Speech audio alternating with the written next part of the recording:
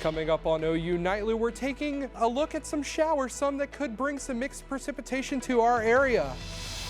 How members of the Oklahoma delegation are reacting to President Biden's State of the Union. And live coverage of the high school basketball playoffs from the Lloyd Noble Center. This is OU Nightly.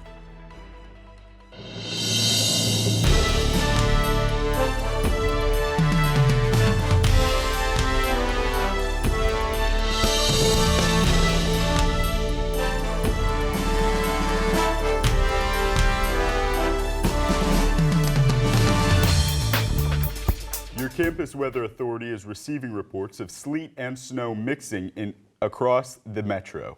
Good evening. I'm John Hornack. And I'm Stone Weber. The largest team of collegiate meteorologists has team coverage. Let's get you right over to OU Nightly meteorologist Drake Foley. Drake?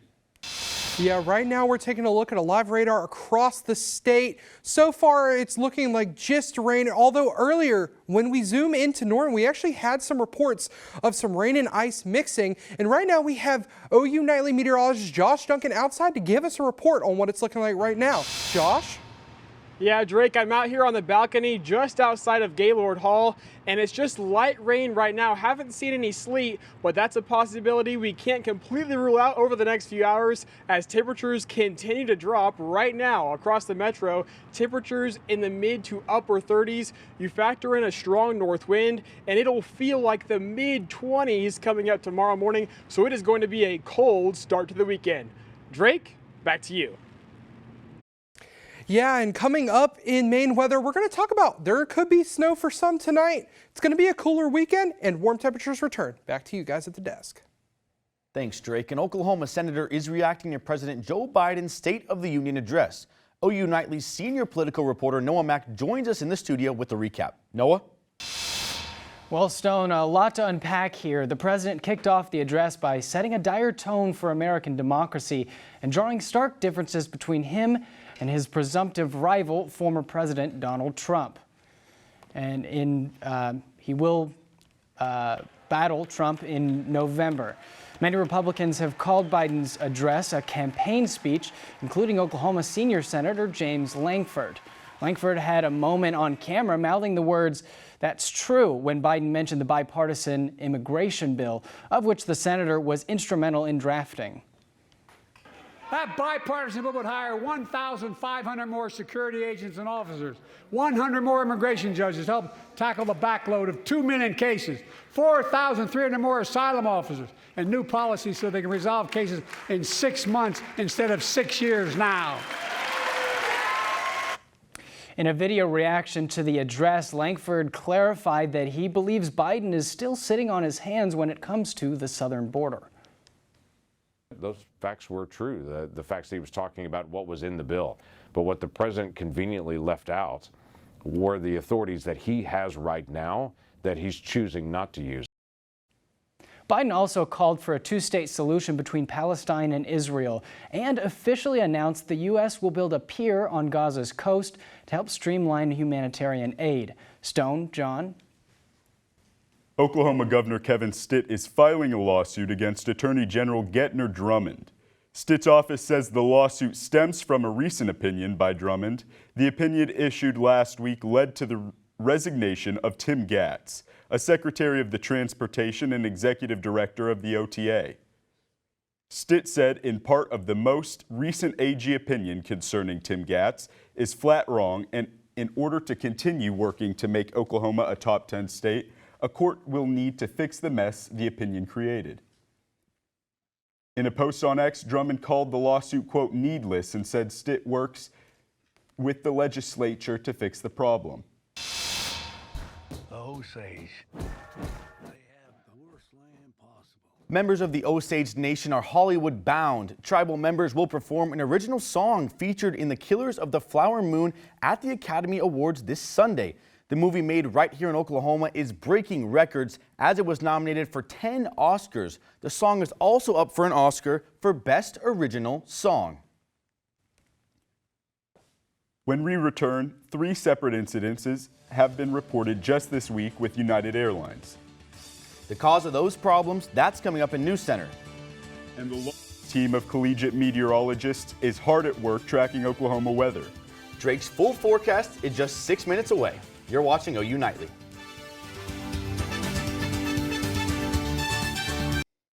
An airline faces federal investigations after multiple incidences this week. OU Nightly's Rachel Mosshammer has that and the rest of today's national and international headlines from the News Center. The Federal Aviation Administration is investigating 3 separate incidences that occurred on United Airlines flights this week. On Monday, a flight out of Houston had to return after an engine caught fire in midair, making it the second incident out of Houston this week when another plane rolled off of the runway and onto the grass after landing. And a flight on Thursday, a tire from the landing gear detached shortly after takeoff. United Airlines says it will continue to work with the FAA and Boeing to determine what happened. Expelled Congressman George Santos announced last night he's running again for Congress. Santos launched his campaign during the State of the Union, which he was spotted at the U.S. Capitol. The U.S. House expelled the former congressman in December of last year, and he faces charges of defrauding his campaign donors in 2022. Parents in Uvalde, Texas are angry and concerned after an independent report finds Uvalde police did not violate policy. The Uvalde City Council says that there were no acts of misconduct committed on the day of the Robb Elementary shooting in 2022. The report comes after the Department of Justice earlier this year described Uvalde's response as cascading failures of leadership. And former President Donald Trump posted a $91 million bond as he appeals the judgment against him in the E. Jean Carroll defamation case. John Stone. Thanks, Rachel. And coming up on OU Nightly, what women on campus are doing to empower others in the tech industry. Hear from the club's founders when we return. And the rain may be back, but this weekend we are springing forward. Find out up next. Welcome back to OU Nightly. Right now we're taking a look at our campus camera right outside of the Union. Right now in Norman feels like 38 and it's raining. Feels like 29. It's kind of nasty out there. Starting to feel a little bit colder than we've been seeing, and that's because we've had rain passing through the area and some reports of some mixed precipitation. But right now it's looking like just rain. Those precipitation totals all the way ranging back to yesterday when we had those storms. Almost 0.6 inches up in Oklahoma City. Not as much here in Norman, on 0.11, but we are going to see those precipitation totals start to increase as this rain goes out throughout the rest of the day. As of right now, though, current temperatures, we're already at freezing in Guyman and Woodward. And we're going to see some snow around there later. And then Oklahoma City and Norman 39, 37 respectively. And those are going to continue to cool down as we see these future wind gusts. 28 in Norman around 5 p.m. And that's just going to increase before we drop off tomorrow. And it's actually going to move through. And then by tomorrow evening, those wind gusts are going to be down in the single digits. So we're finally not going to have that brisk wind that we've been experiencing so far today. Allergy report, though, we've been looking at it, and those weeds are green, trees are orange, that mold is yellow. So if you've been sniffling a little bit outside, that's why that wind is not helping either, as it's blowing that across. And then as we look at our lows tonight, 37 in Norman, so not much colder than we are right now, but that's going to be influenced by a wind chill. It's going to be much colder. 29 Elk City, Guyman getting all the way down to 22. But when we get into those highs on Saturday in the 50s across the state, it's going to feel pleasant after we get out of those morning hours. And that wind is going to be that 10 to 20 like we explained earlier. And then getting into the precipitation types I was talking about tonight, this area right here is where we could see light accumulations of snow. Everywhere else, there might be a little bit of a mix, but no accumulation. And that's throughout the state where we're going to see that rain all the way down to Idabel, as those showers are going to be scattered and spread out.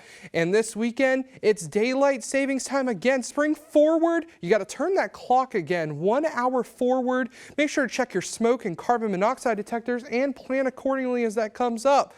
And precipitation outlook right now below average if you're going to the Pacific Northwest, but as you go out and forward towards the East Coast, you're going to see more precipitation, and those temperatures below average down here in South Texas and out towards the Pacific Northwest. Yet again, they're going to be dry, they're going to be warm. And then as we get into our 7-day forecast, it's going to be pretty pleasant as we get towards the end of the weekend. Sunday 63, Monday 70, then Tuesday 73 with a bit of a chance of rain, before we get to Thursday and Friday with our next cold front and even more rain to go with it. Well, that's great to hear that's going to be warming up. Thank you, Drake. And a recent survey found that 1 in 3 women plan to leave their tech job in the next 2 years, and over half of women in tech experience gender bias during their careers. Representation in tech is not just a problem in the workforce, but on college campuses as well. Yu Ki Zing is a STEM major at OU who created a club to increase support for women in tech on campus. I remember my freshman year, the only 2 women in the room were me and then the professor. And I'm sure there's more, but because they weren't attending class, it's kind of like jarring to look around and see you're the only person that looks like you. We decided to start a Girls Who Code college loop on campus, and having that presence on campus, knowing you're not alone and there are women who are empowered that can empower you, I think that's really important. Girls Who Code are on a mission to close the gender gap in technology here at OU and beyond. Hoops is heating up for OU men's and women's basketball. Stay tuned. Friday Sports is next.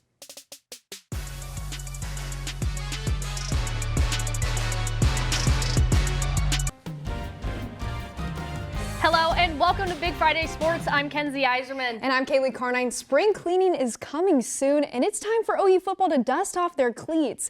OU Nightly's Kaylee Jo Hamel has more on Team 130's debut. That's right, spring is coming early, 8 days to be exact. OU football returns for spring practice with a new team and a new conference. And for head coach Brent Venables, the SEC doesn't change the preparation for Team 130.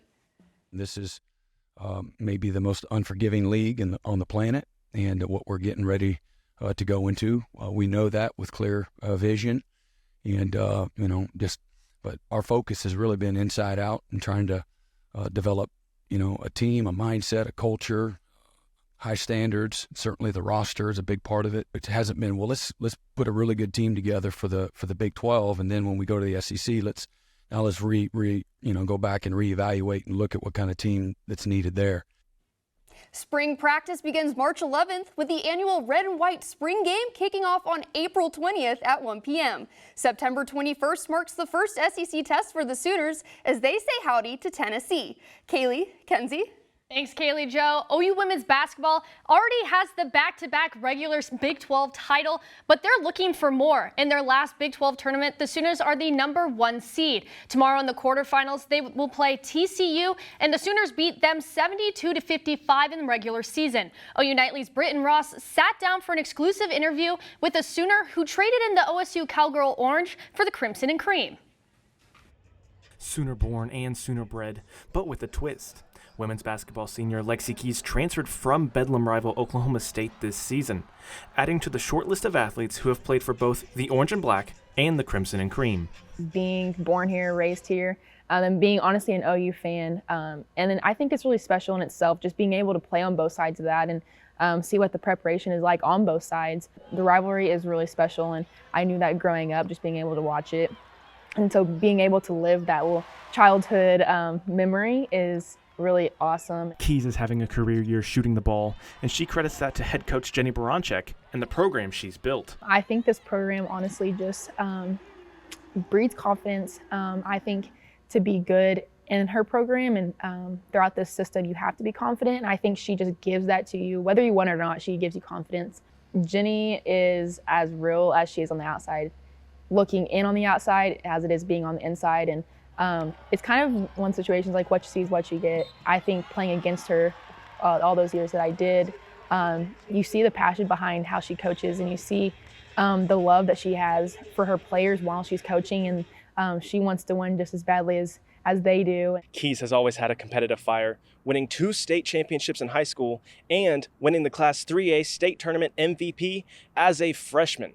This fire has led Keys to 1,000 career collegiate points, and that's something that she really was never too worried about. I had not thought about it, and so when I was on the free throw line, it wasn't even kind of a thought in my head, but until after the game, one of my teammates was like, "Congratulations," and I was like, "For what?" And they're like, 1,000 points. I was like, and so it was just a fun moment. Keys may have just reached a massive milestone in her career, but that's not how she wants to be remembered. Honestly, I want people to, when they think of me, to think about the smile I have on my face and the love that I have for the people around me. The thing that I have always wanted people to feel when they talk to me is I want people to feel important. I want people to feel valued. And if I'm just known for being a three-point shooter, I have not done my job very well. She may not want to be remembered for hitting threes, but she will always be remembered for this game-winning three-pointer against Texas with just 4 seconds left, securing Oklahoma's second consecutive Big 12 championship. Reporting from the Lloyd Noble Center, Britton Ross, OU Nightly. Thanks, Britton. And speaking of the Longhorns, OU men's basketball is facing Texas in their final regular season game. OU is 9th in Big 12 standings, but a key person to watch for is Javion McCollum. McCollum is 15 points away from reaching 1,000 career points as a D1 player. The Sooners hit the road to Austin for a 105 tip tomorrow, and head coach Porter Moser likes where this team stands. They were just talking about it. Yeah, they were excited about it. They know how important each game was. They know where we were at. We had to get another big win against a really good team. It's probably a quad 2 win. No, we know. We feel we could go to Texas now. And these guys are fired up. They were talking about that more than they were talking about the other. I mean, I think they know. They know we're just trying to stack some wins now. But I think we're in good shape. A loss at Loves Field last weekend broke the hearts of Sooner softball fans and their record 71-game streak. But the back-to-back national champions spirit isn't broken. OU Nightly's Ryan Smith has more on the next games.